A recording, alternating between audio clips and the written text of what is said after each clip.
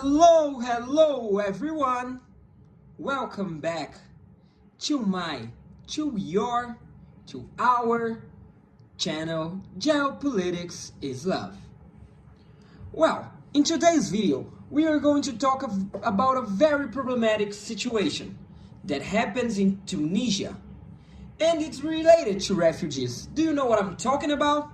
Yes, it's about the Tunisian refugee crisis. We're going to talk about its political aspects, the relevance in economy, the historical background, and other characteristics. Without further ado, let's go to the video! First of all, we must understand, we must know, I must say to you, what is Tunisia? What country is Tunisia? And for this, I'm going to talk a little bit about some characteristics of this country. And it's a brief summary about it. Well, Tunisia is located in the north of the African continent. It's bathed by the Mediterranean Sea. It has 12 million inhabitants, according to data taken from 2021 in the World Bank site. Its capital is called Tunis, Tunes. Some other important cities are Sfax, Ariana, Etadhamen, and Susa. There are mountains in the north, and these mountains are part of the big mountain range named Atlas. Its economy is based in the exploration and commercialization of mineral resources and fossil fuels. The major religion in this country is the Islamism, and the types of weather there are desertic and Mediterranean. And it's very close to Europe, especially to Italy. So now let's move to the Tunisian refugee crisis. Now we have reached the most important part in our video, the Tunisian refugee crisis. Well, this crisis refers to a situation that started, of course, in Tunisia, and it involves large numbers of people that are flying from their country because of many reasons. And some of them are the political instability, the social unrest, and some economic challenges. In addition to that, we must go to the past to know that in 2011 there happened a revolution in Tunisia. And since this episode, the country has experienced some political and social progress. But it has also faced significant challenges, such in different areas, such as the government, the economy, and also security. And since, according to The Guardian, the Tunisia is in the grip of several overlapping crises. And these are words of The Guardian.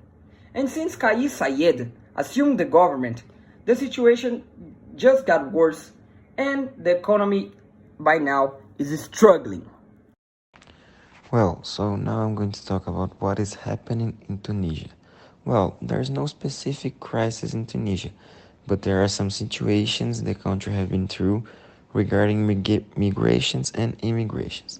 These situations are related to political instability, conflicts, economic difficulties, and political persecutions. The first factor we can talk about is the Libya civil war. This conflict is happening nowadays in Libya and is constantly affecting Tunisia. During these times of instability and fear, many Libyans are being forced to move out of the country, and the most common destiny is Tunisia due to its politics and due to the way they take these refugees. The problems regarding refugees are not only of people going to Tunisia, but also from people moving out of the country. Tunisia is going through economic difficulties, which include high rates of unemployment and limited job vacancies. And these situations lead Tunisian people to go to other countries in order to look for better life conditions.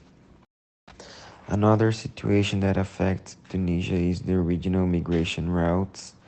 That that is because Tunisia is not only a place for people to go to start to live and to begin a new life. It is also a transitioning territory for people who migrate from the sub-Saharan Africa to Europe. These migrants sometimes are not able to get out of the country after they've already entered it due to political complications or problems regarding documents. And these complications lead to them establishing themselves in Tunisian territory that increases the refugees indexes in the country. And last, another factor that we could talk about is the political instability. Tunisia is also going through a hard time in their politics, mainly after the Arab Spring in 2011. And this topic is very related to the economic problem because it also leads people to move out from the country to look for better life conditions in countries nearby.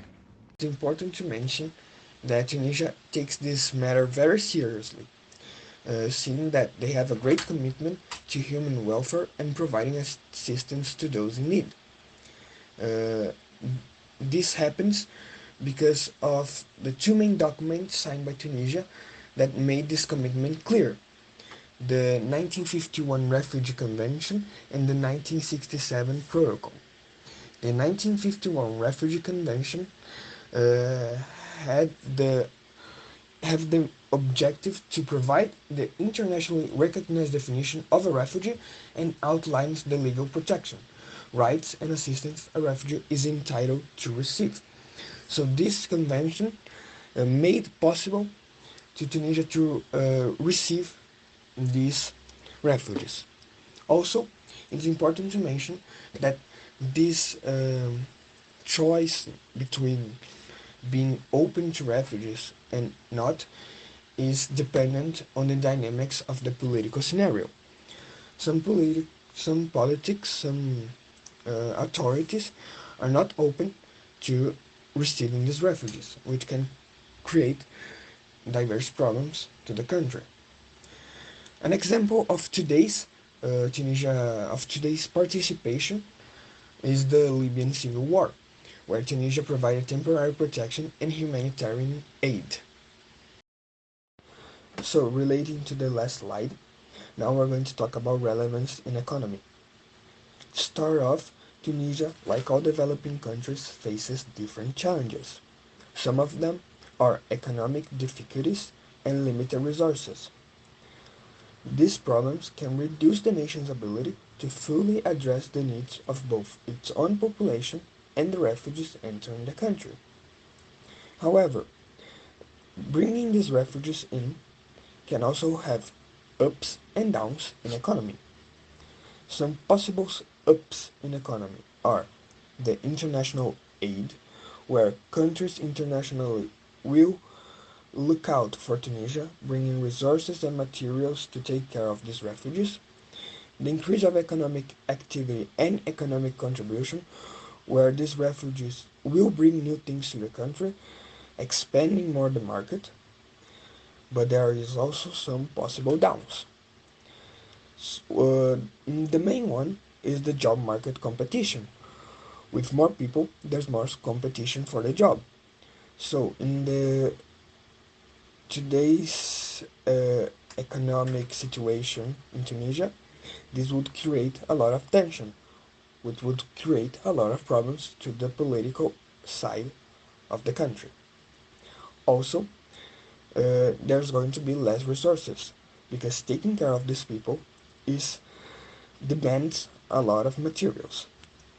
There will also be a lot of impact in different sectors of the economy, which can bring more problems to the Tunisian economy. As an example, we have a graph that shows that the Tunisia's inflation rate rose to 10.4% in February. Uh, the main thing in this graphic is show the rapid increase between 2022 and 2023. So because of that, the living standards have dropped, and there is a rise of prices and low wages, and also the youth is unemployed, which is very bad for the country. There's the last topic I'm going to talk about is going to be the impact in society that these refugees have. So, with the current economic crisis in Tunisia, possible problems that can arouse are strained resources, social tensions, security concerns, and economic impacts.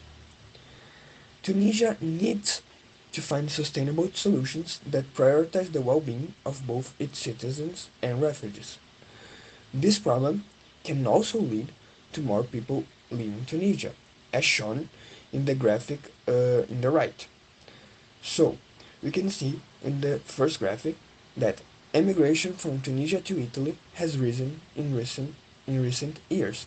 That's because of the economic crisis that has been devastating the country. Also, because of that, we have the unemployment rate for 15 to 24 years old in Tunisia that grew to 38.8%, which is a massive increase in relation to the last time where it dropped. These are all very serious matters and can devastate and destroy the country if not taken seriously. Now I'm going to talk about possible solutions. The issue of Tunisian refugees needs a comprehensive approach that addresses both immediate needs and long-term solutions. Here are some potential solutions. The first solution could be humanitarian assistance that provides immediate humanitarian aid to Tunisian refugees, including shelter, food, clean water, healthcare, and sanitation facilities. International organizations and neighboring countries can collaborate to ensure basic needs are met. The second solution is international cooperation. Encourage international cooperation among countries to share the responsibility of hosting Tunisian refugees. This can involve financial support, resettlement programs, and sharing best practices in managing refugee populations. The third one could be legal protection. Ensure that Tunisian refugees have access to legal protection and the ability to seek refuge. Work with relevant international bodies and organizations to ensure adherence to international refugee laws and principles. The fourth one could be integration and resettlement that facilitate the integration and resettlement of Tunisian refugees in host countries willing to provide long-term solutions. This can include language and cultural orientation programs, vocational training, and assistance in finding employment or starting business. The last one could be diaspora engagement. Engage with Tunisian diaspora communities around the world to leverage their skills, resources, and networks for the benefit of both refugees and the development of Tunisia. It is important to note that the situation of Tunisian refugees is complex and involving. Solutions should be tailored to the specific circumstances and needs of the individuals involved and should be implemented in collaboration with international organizations, host countries, and the Tunisian government.